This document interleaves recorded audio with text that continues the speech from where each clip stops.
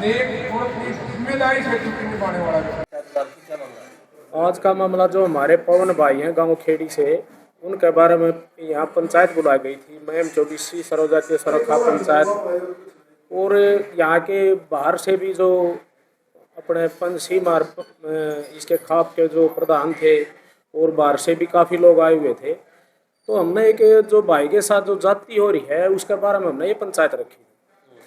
तो दुष्यंत चौटाला बकवास करता घूम रहा है कि भाई मैं चौटाला गांव में भी गया है, भाई मेरा साथ दो, ये करो।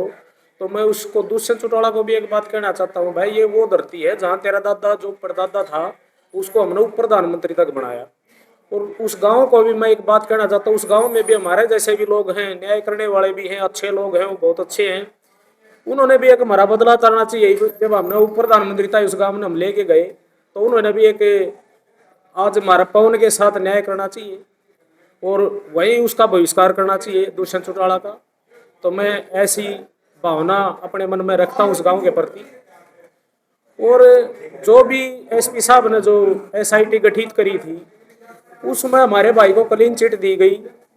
तो जब कानून ने अपनी क्लीन चिट दे दी तो वो दोषी देने वाला कौन है, वो किस पद पे है और वो किस तरह से दोषी घोषित कर सकता है।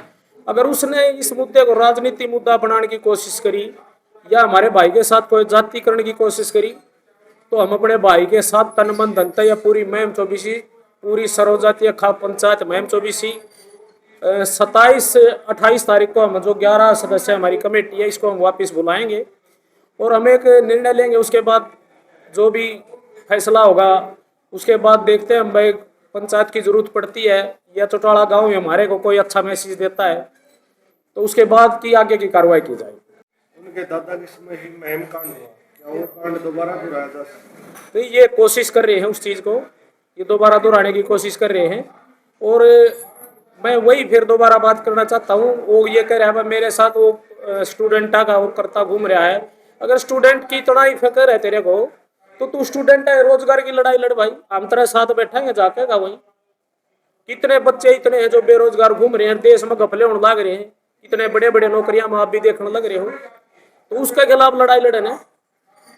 तो मैं ज्यादा ना कहते हुए कुछ भी, हम किसी के पक्षधार नहीं है। अगर जब एसपी साहब ने क्लीन चिट दे दी तो ये कौन है, ये किस पद पर बैठा है, इसका कौन सा अधिकार है अगर भाई ये दोषी घोषित करेगा उसको। तो मेरी यही है एक प्रार्थना सभी से, भाई जो भी दोषी हो उसको सजा दो और निर्दोष आदमी को सजा मत दो। और मैं एक जो आज हमारी ये पंचायत हुई है इससे पूरा हरियाणा में एक अच्छा संदेश भी जाएगा। जो कर्मचारी जायज काम करने के लिए झकते थे, जो प्रेशर में राजनीति में काम करते थे, उनके लिए भी एक ये संदेश आएगा, भाई कोई ना कोई तो परमात्मा अब भी जिंदा है, ऐसी कोई बात नहीं है। और इसके अच्छी जो काम कर रहे हैं उन लोगों के साथ है। तो मैं यही कहना चाहता हूँ, धन्यवाद।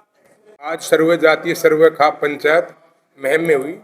मामला था पवन वर्सेस दुष्यंत, और उस पंचायत में सर्व समिति से निर्णय लिया गया कि पवन निर्दोष है और पवन के खिलाफ अगर कोई कार्रवाई होती है तो पूरा इलाका उसमें साथ देगा। निर्दोष वैसे नहीं माना गया। बहुत से आदमी हिसार से एमसी एक्स एमसी सरपंच पूर्व सरपंच और काफ़ी जिम्मेवार व्यक्ति आए हुए थे।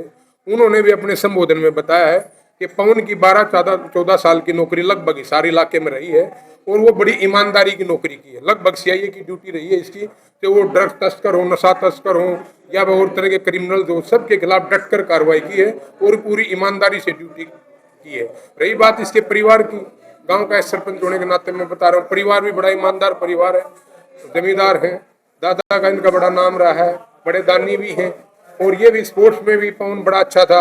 और पूरे गांव में इनका किसी तरह का कोई, जैसे उलाना बोलते हैं ना, कोई उलाना नहीं है, बिल्कुल ईमानदारी से अपनी नौकरी की है और बहुत अच्छे परिवार से है। और हम तो आपके माध्यम से हरियाणा सरकार से, माननीय मुख्यमंत्री नायब सिंह सैनी जी से यही नम्र निवेदन करते हैं कि एक निष्पक्ष एसआईटी गठित करके जो कोई सीनियर आईपीएस लगाए ड्यूटी या किसी रिटायर्ड जज की लगाए, इस पूरे प्रकरण की जांच कराए और जो दोषी उसको सजा दी जाए और निर्दोष को इसकी ड्यूटी में। एक बात और देखिए, जिस तरह का मामला चल रहा है ना, एक सामान्य कर्मचारी इंस्पेक्टर क्या होता है, सारा परिवार डिस्टर्ब है, बच्चे भी, पढ़ाई भी प्रभावित होती है। तो हम तो यही निवेदन करते हैं इसकी जल्दी जांच कराकर और दोषियों के खिलाफ कार्रवाई की जाए। और पवन बिल्कुल निर्दोष है। अगर पवन को राजनीतिक तौर पे या कोई प्रेशर में आके दबाने की कोशिश की तो पूरा इलाका साथ है।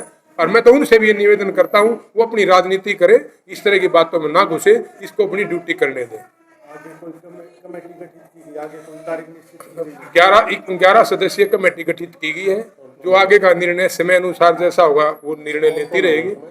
उसमें नाम है, काफ़ी है, मेरे में सारे याद नहीं है। बाकी 11 आदमी 11 सदस्यीय कमेटी गठित की गई है। नहीं, ये एक बात और है इसमें ये बात नहीं है, बात है सिर्फ न्याय और अन्याय की। न्याय और अन्याय की है। पवन उसमें कहीं गलत दिख नहीं रहा ना, आप लोग भी तो देखते हो क्या कर दिया पवन ने। एक सामान्य अपनी ड्यूटी कर, एसपी ने वहां ड्यूटी लगाई, ईमानदारी से अपनी ड्यूटी निभा रहा है, उसने कौन सा गलत कर दिया वहां पे। और रही कोई बात तो जांच, एसपी साहब ने जांच बिठा दी, एसआईटी गठित कर दी, डीएसपी उसके प्रमुख थे। उसी डीएसपी साहब के बयान आप सुनना प्रेस कॉन्फ्रेंस में, डिप्टी साहब अपने मुख से ये कह रहे कि पवन ने कोई ऐसी बात नहीं की, पवन ने तो उतर के जो गलत ड्राइविंग कर रहा था दुष्यंत की पायलट का ड्राइवर, उसको समझाने की कोशिश की है। पवन इसमें निर्दोष है, ये डीएसपी साहब के बयान है। और एसपी साहब के भी बयान आपने सुन लिए होंगे। आगे कोई मीटिंग रखी गई है, बैठक बुलाई गई है, तो क्या कुछ फैसला है? नहीं, अभी तो आगे इंतजार करेंगे क्या होता है, उसके बाद दोबारा फिर पंचायत की जाएगी। और समय सीमा तो 27 तारीख की पंचायत है उन लोगों की वहाँ पे, उसमें देखते हैं क्या वो निर्णय लेते, क्या हिसाब से होता है। अगर हमें तो सरकार से आपके माध्यम से ही निवेदन करता हूँ इस मामले को खत्म करें। इतनी बड़ी बात भी नहीं है, उन्होंने वैसे अपनी को पे ले लिया, राजनीति करनी है करिए, वो करो अपनी, सारी में राजनीति करनी है, उसमें पवन का क्या रोल है। और पवन के खिलाफ कोई मतलब गलती करी है तो पुलिस ही तो उसकी जांच करेगी। डीएसपी, एसपी, आईजी उनसे जांच वो एसपी साहब ने करवा लेंगे, उनका काम है, प्रशासन का काम है। दुष्यंत का क्या मामला है इसमें? भाई विषय तो ये है कि दोनों भाई बेरोजगार हो रहे, दिग्विजय और दुष्यंत। अब रोजगार ढूंढते हैं। पहले किसान मरवाए जब डिप्टी सीएम था, आज बेरोजगार हो गए तो जवानों को मरवाने के लिए षड्यंत्र रचना शुरू कर दिया। जनता जागरूक है, जिसके परदादा को इस मुहिम 24 ने प्रधानमंत्री तक भेजा, उसी परिवार के बच्चों के साथ ये इस तरह की इजाजती करेगा तो फिर इसका वक्त तो खराब आ चुका है। और राजनीति का तरीका नहीं है।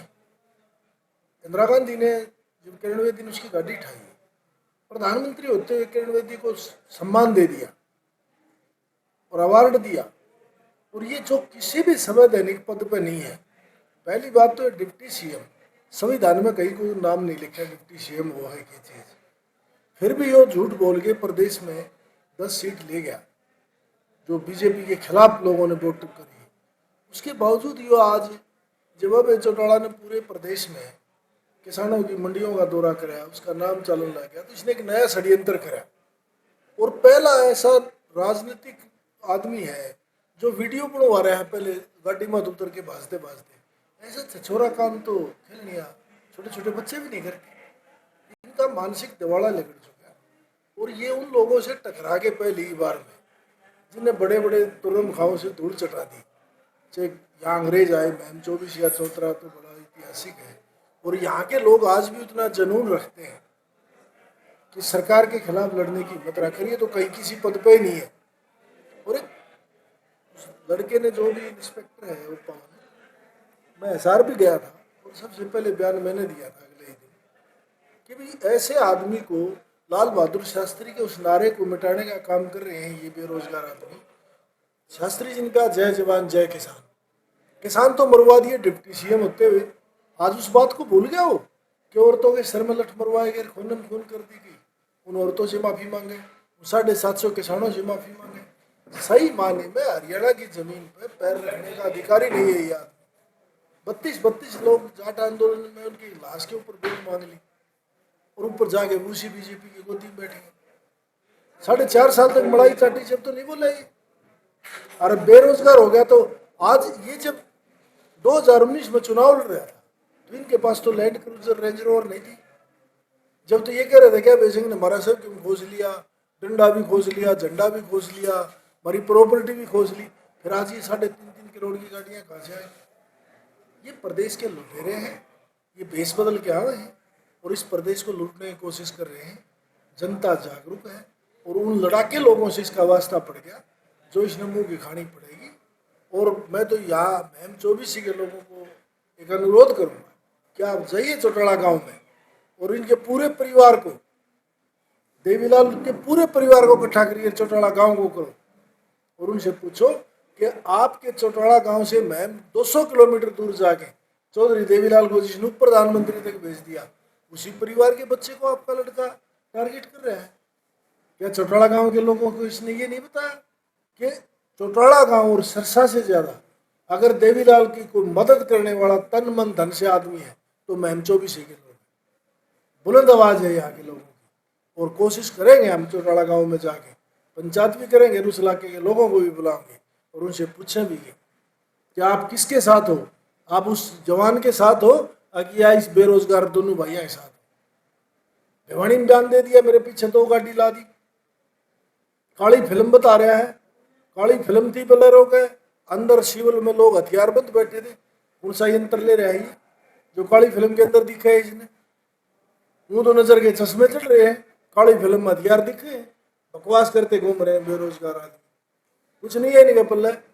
और ये तो अपने एक प्रदेश में चर्चा का विषय बनाने के लिए ये आदमी ने इस तरह लटकना गाड़ियां का, इस तरह के बावरिया में लपटते गाड़ियां। जो लोग पिछले वर्षों से छोटे छोटे बच्चे गंडे काट ढूंढते हैं ट्रेलिया के बिना लटके, वो फिर अंदर बैठे वीडियो बनवा रहे हैं। सब इनका परिप्लान था और पवन अकेला नहीं है, पवन के साथ महम चौबीसी ने इस प्रदेश का किसान उस जवान के साथ खड़ा है। जवान और किसान में कोई भेद नहीं है, जहाँ जवान का पसीना पड़ेगा वहाँ किसान अपना खून बहा देगा। आप मुस्लिम मार्का की तरफ से जो पंचायत बनाई है, इसका क्या उद्देश्य है? इसका उद्देश्य ये है जी, जो अपने पवन के साथ जो हुई है इस हाल में, वो मान सम्मान की लड़ाई है, क्योंकि उसका पवन का उसमें कोई कसूर नहीं है। तीसरी गाड़ी से जाके उन गाड़ी इसलिए रुकवाए थे, अपने पायलट को बोल रहा था ये भाग के जो दूसरा चौटाला लड़का है खाम 4 सेकंड की वीडियो हो, आप खुद भी देख लो, मीडिया पर चल रही है। उसमें कोई उसने ये भी नहीं बताता, क्योंकि हम पवन जी से मिले भी थे कि पवन जी क्या बात है, उन्होंने बोला मेरे को तो ये भी नहीं पता जिससे उसका हाथ लगे वो मैंने कोई अपना स्टाफ का होगा। अपने स्टाफ को तो बोल ही सकता भाई गाड़ी आराम से चला। वो भाई साहब ने पहले बता भी दी, सिक्योरिटी पे लड़की थी या लड़का, वो बिल्कुल 1-2 सेकंड के उससे बचे आगे से। और ये जो अपने समझ रहे हैं कि लाले भाई इसको दबाया जाए, रोका जाए, हम इसके साथ खड़े हैं। पूरा हरियाणा जवान भी और किसान भी सब इसके साथ खड़े हैं। ऐसे जवान की ये परवाह कर रहे हैं, कह रहे हैं यूनिवर्सिटी वाला है, तो ये जब संस्था में थे, सरकार में थे, जब किसको क्यों नहीं लगवाया? जब भी तो कर सकते थे ना काम। आज ये जवान भी दिखाई दे रहे हैं, किसान भी दिखाई दे रहे हैं। इनकी राजनीति खत्म हो गई थी, इसके ऊपर कंधे पर हाथ रख के अपनी राजनीति चमकाना चाह रहे हैं। भूल गए थे इसको, अरे इससे कुछ चमकेगी नहीं। जवान जय किसान का नारा आज से तो लाल बहादुर शास्त्री ने दिया था, उस टाइम का चल रहा है। अगर उन्हीं का इस्तेमाल करेंगे तो खत्म है।